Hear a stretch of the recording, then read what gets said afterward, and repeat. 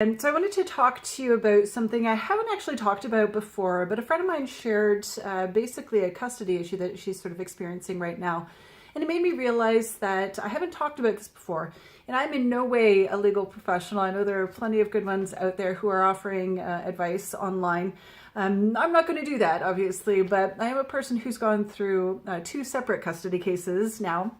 And there's certainly quite a lot that I've learned along the way. So if my experience, if any of the things that I kind of learned can help you, I certainly hope so, because it's definitely a very difficult situation to be in, even at the very best of times. So for us, initially, we had a verbal agreement, and that was my first lesson. That's not a very good thing to have. And really what ended up happening is that the verbal agreement that we had was never upheld. And as a result, really, I went through the absolute darkest days of my life because of that decision. And if I go back and think about it, I wanted to believe that we were going to stick to that agreement, but I think in my heart of hearts, I knew somewhere that probably wasn't going to happen, right? When things are good, you want to believe that they're always going to be that way. And the fact is that things can really change on a dime and go sideways really quickly. So I would definitely suggest from that experience having something formal, having a legal agreement. Now, having said that, going through the legal system, it's very adversarial. The whole intention is really very much to discredit the other party, to make them look bad. You're really duking it out, creating a battle dynamic, which is not a very good thing to introduce to your family. It's just sort of how it is. So we then evolved into having went through a court case for custody and ended up with a shared custody agreement. So that was sharing everything from access to costs, etc. So during that time of having shared custody, it was very apparent from the beginning that I was trying to parent with someone who really did not want to parent with me. And that became apparent. It was apparent on a lot of different levels. But there were many things that I learned how to do during that time that were really important. So the first thing was to record everything. So absolutely everything that happened that was relevant in my son's life. So that included making sure that I had a copy of any text communication, the emails that were going back and forth. We also had a communication book that went back and forth between access periods where I would write down, this is what happened in his life, the upcoming dates, things that need to happen, everything went into that communication book as well. So there was always a record of what had happened. There was always a timeline, and that was really important for a lot of different reasons. One of which is because when you're going through a custody case, it very much becomes a situation of he said, she said, right? And that's not a good position to have to be in. And again, because you're in this adversarial sort of context, it becomes very much like a personal battle between you instead of it being about your child, which is what it should be about. So having everything recorded was great in terms of having a reference point and information and a timeline, so that it wasn't just based on memory and then, feeding this he said, she said thing. So, that was just enormously helpful, on so many levels. But I will say too that one of the things that it did or served to communicate was that when we went to court, we would show up and I would have just stacks of binders of all the, information, times, all the stuff recorded somewhere, and of course dressed in my best clothes. And he was, often showing up in street clothes, chewing gum, sometimes without a lawyer. And so it served to communicate something within the system too, that, who's reliable here, right? Who's really focused and committed in their parenting role. It was a subtle way to communicate that as well. Now that communication book, on more than one instance more than one time went missing. And so I also learned quickly to make hard copies of that communication book. So I would always have a copy regardless of what happened to it. It would always exist somewhere as well. So little thing that I learned, a little trick that I learned along the way. Another thing is to always seek resources for your family, for your child. So for us, my son had a counselor that he would go to on his own. So he had his own safe space to talk to someone. And there were so many great things that came out of that, but not least of which was just the communication from us to him that he deserved to have a space that was not part of this whole emotional mess and these, very dramatic things that were going on around him. He got to have his own space, his own feelings, his own opinions, and someone who is completely detached and unbiased who is going to listen and help him through that.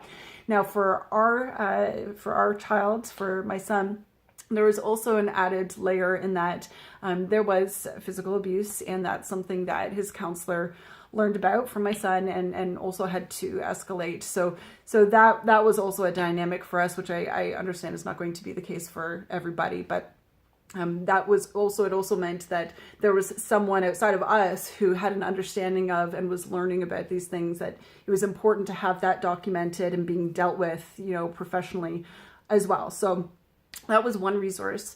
Now, after having the shared custody agreement, we did move towards, or I saw it, sole custody. So that was our second court case for custody. And so what happened as part of that process, one of the resources that I asked for my son was to have his own lawyer. So where we are, that's called Office of the Children's Lawyer. So you have to request that through the courts, and then they'll set about appointing one. And essentially what that did was to, again, give Noah space where he was able to express his own wishes and talk about this scenario and what was going on outside of the he said, she said stuff. And he was going to be taken seriously by this person, and his wishes would then be represented in court. And that was really monumental in that particular custody case, because he was also 14 at the time. So he was of an age to really have a powerful voice in what he wanted, and to have his feelings and opinions and what he wanted taken very seriously, which might not have been the case when he was a little bit younger. So that was a great resource for my son. Another thing that happened for us along the way, so again, through this shared custody agreement, when that was in place, it was apparent that was not going to be, it wasn't going to work, basically. And I was parenting with someone who really very actively hated me, as did his whole family. And so going through these court cases, it essentially gave them a platform to express every ugly, nasty thing they wanted to say about me in legal documents. And so that's something you really have to prepare yourself for, because it's already an emotional situation. And then you have to read these things, and it's like, it can get you riled up. It can get you upset. And so for me, I had to ground myself in the knowledge that was very much what the intention was to try and, knock me out of my bearings so that I would come across as a less fit parent. And so I couldn't step into that space. I couldn't be in that war zone, because it was going to distract me from being, a good parent. So that doesn't mean it was easy. It really, really was not. But it also helped me to realize that that's what it was, right? You get to a certain point, right, you can get all ensnared in all of these different situations and all of these things that make you so upset at this person, at things they are doing or things they're not doing or things they're saying. Excuse me. And at the end of the day, none of that upset, none of that anger makes you a better parent, right? So that was another thing for me. And I actually sought out counseling as well on my own, separate counseling, to be able to kind of talk through various things as well. And one of the things that I sort of learned along the way that was, one of the biggest lessons, honestly, was to remove personal feelings and step out of the war zone that inevitably gets created in custody battles, right? We call them custody battles for a reason. They are battles. And yet that battle doesn't generally end up serving your child or your children very well. So there were all kinds of things that I could have raged about and gotten really incredibly upset about, and things that I was very genuinely upset about, my son's father baptized him without even telling me. And he knew that that was something that I was very much against, that we had talked about over the years, that, our son would be able to make a decision about his faith once he understood the nature of his faith. And so there were a lot of things like that, he would go ahead and do things, or the things that he wouldn't do, right? That at a certain point when we had shared custody, my son would go for access with his dad, and his dad wouldn't be there. He would have just taken off with his friends for the entire time that, my son was supposed to see him. There would be, things that my son wanted to participate in, and, his father just would not let him. And, he would say, well, why is it, well, it costs too much. We'll pay for it. I can't transport him. Well, I can transport him. You try to remove all of the obstacles, and still, if someone wants to be obstinate, they're going to be obstinate, but you need to let them,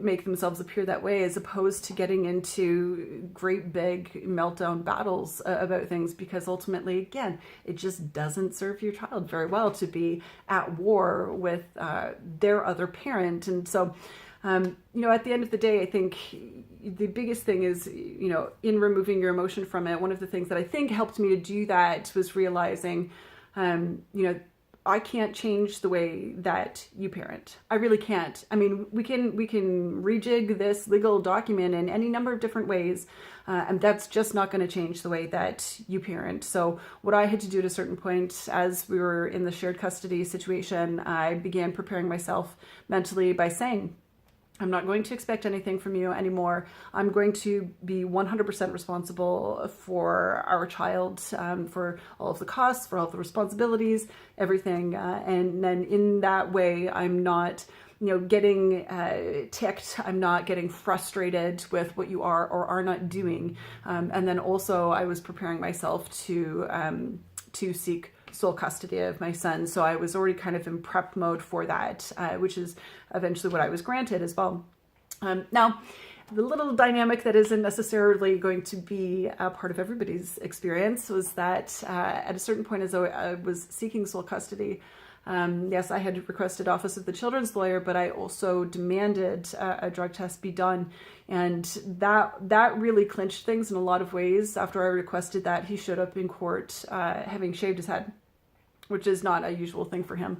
I think he didn't realize that they can take hair from other parts of your body than your head. But it was very shortly after that that he simply just conceded he didn't want to have the drug test done. He just said yes to the situation that I had essentially proposed. So there are three different sort of situations that I've gone through: having a verbal agreement, having shared custody, and then finally having sole custody. And some of the things that I kind of learned along the way, again, as much whatever you can do to help remove some of the emotional aspects of it, removing, you and I, there is no you and I. Take it out of your language entirely. There's no longer a you and I. It is only about our child or our children, and the fact that we're parenting. That's what it has to be about. Give yourself emotional outlets elsewhere. Parenting is not your emotional outlet anymore, right? So if you're going through any custody issues or, separation, divorce that includes custody, I really feel for you. And I have to say that it might seem very difficult. Things might be like incredibly negative, very contentious right now. I've been there. I can't, if I got into it, I could talk about it for hours, because there's just years and years of darkness. And, when you're in that darkness, it seems like it's never going to be light again. And it absolutely will. You can come out on the other side with that continued commitment to your child and setting aside yourself and your own personal emotions about it to protect the good in your child's life and in your family's life as well. If you'd like to ask me any questions, or if you have any comments or experiences that you'd like to share that might help somebody else out there, please put those in the comments below. And I will talk to you again really soon.